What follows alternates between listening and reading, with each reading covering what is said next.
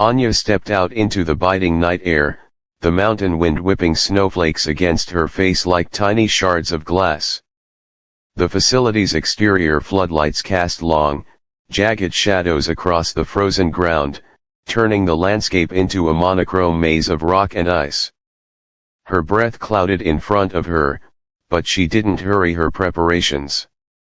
She adjusted the straps on her rucksack, ensuring the weight was balanced perfectly across her shoulders. 30 pounds of gear, including a suppressed carbine, night vision optics, and a compact signals jammer that she'd modified herself during downtime. The device wasn't standard issue, it was her own creation, born from late nights poring over encrypted schematics in the dim glow of a laptop screen. It could disrupt enemy comms without leaving a trace, a silent weapon in a world obsessed with noise. The main element had already vanished into the darkness, their boot prints quickly erased by the swirling snow. Cade's staggered start was meant to isolate her, to force a mistake in the unforgiving terrain where avalanches and sheer drops claimed the careless. But isolation was her ally, not her enemy.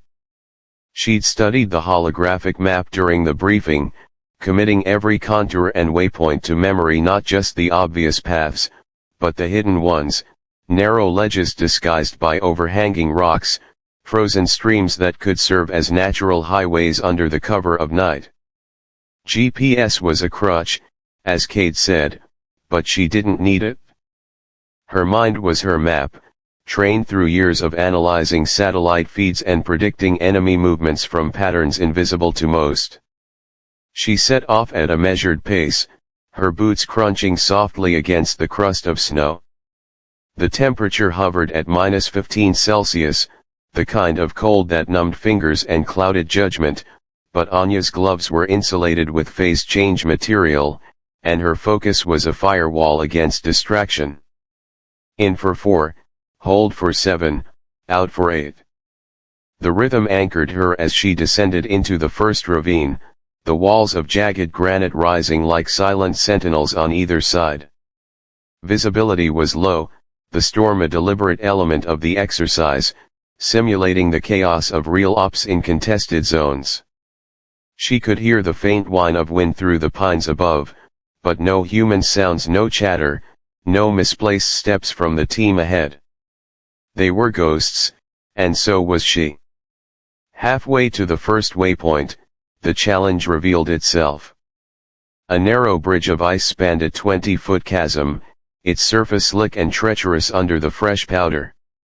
The main path, she knew, detoured around it, adding precious minutes to the route.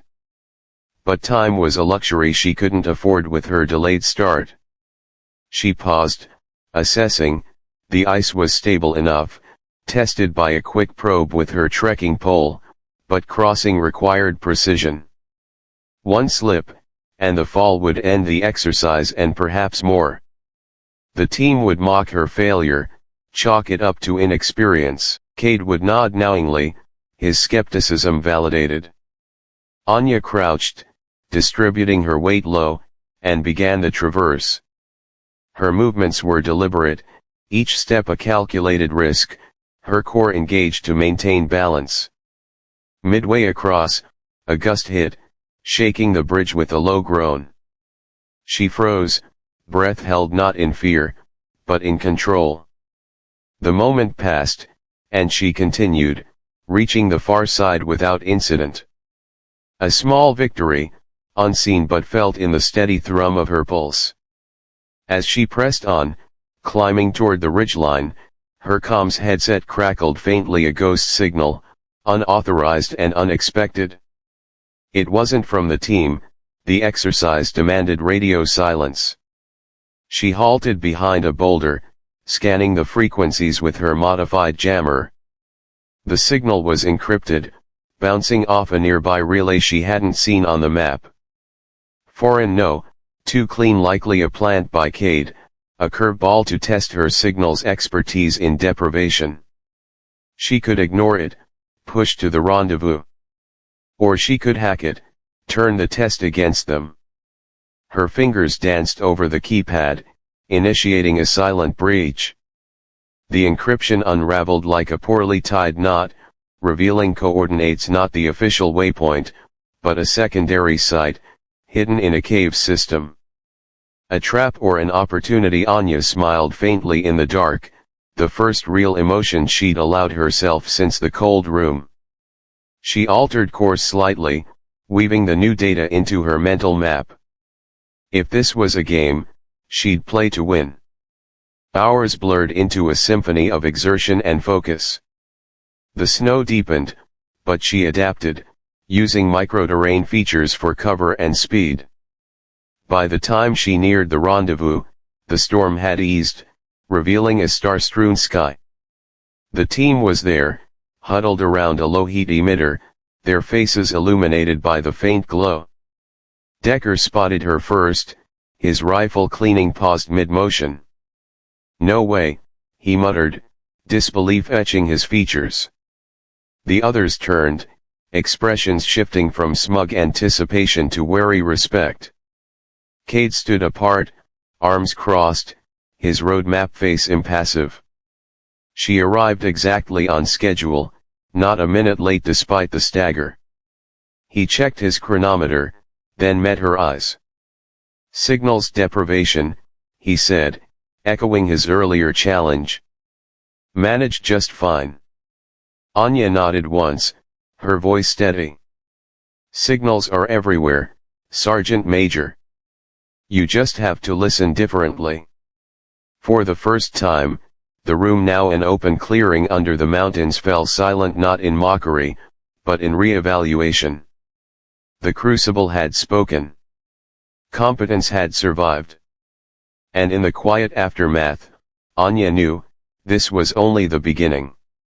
She settled into the shadows of the cave, her back against the rough stone wall, knees drawn up to conserve heat. The entrance was narrow, framed by icicles that hung like translucent fangs, but it offered a commanding view of the approach routes below. Anya didn't light a fire or activate any heat source, that would be a beacon, a novice's error in a scenario designed to mimic hostile territory. Instead, she relied on her thermal underlayer and the disciplined rhythm of her breath to maintain core temperature. In for 4, hold for 7, out for 8. The cycle was a mantra, a shield against the creeping fatigue that stalked even the most prepared. From her vantage, she monitored the valley, her night vision optics flipped down but used sparingly to preserve battery and avoid the telltale glow. The main team's lights were still distant pinpricks, weaving erratically as they navigated the altered terrain. She could almost hear Decker's frustrated curses on the wind, the group's cohesion fraying under the pressure of their miscalculation. Cade would be pushing them harder now, his gravelly voice barking orders to mask his own oversight. But Anya had anticipated this. The avalanche scar was documented in an old geological survey she'd cross-referenced during her prep, a detail buried in archives that no one else had bothered to unearth. Signals intelligence wasn't just about intercepting comms, it was about piecing together the world's whispers into actionable truth. As minutes ticked by, she reviewed her route in her mind, dissecting each decision, the climb's energy cost versus time saved, the risk of exposure on the ridge balanced against observational advantage. It was a post-action report conducted in real time, her brain a ceaseless processor filtering variables. A faint vibration in her vest pocket alerted her the inert GPS unit she'd accepted from Cade. Curious, she pulled it out, examining it under the faint starlight filtering through the cave mouth. A quick disassembly with her multi-tool revealed the anomaly, a micro-tracker, embedded discreetly, broadcasting her position on a low-frequency band. Not standard issue. Cade's doing, no doubt a petty insurance policy to monitor the paper pusher, or perhaps to claim credit if she succeeded. She smirked in the darkness, the expression hidden behind her balaclava. Underestimation, again. With precise movements, she neutralized the tracker, rerouting its signal to loop a false position back at the facility's gate. Let them think she'd faltered early, turned back in defeat. It would buy her more time, more surprise.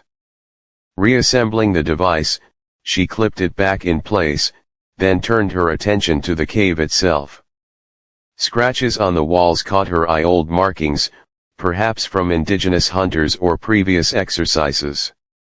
She traced them lightly, her gloved fingers reading the patterns like braille. Not random, they formed a rudimentary map, aligning with the stars she'd used for navigation. Another layer of signal in the noise.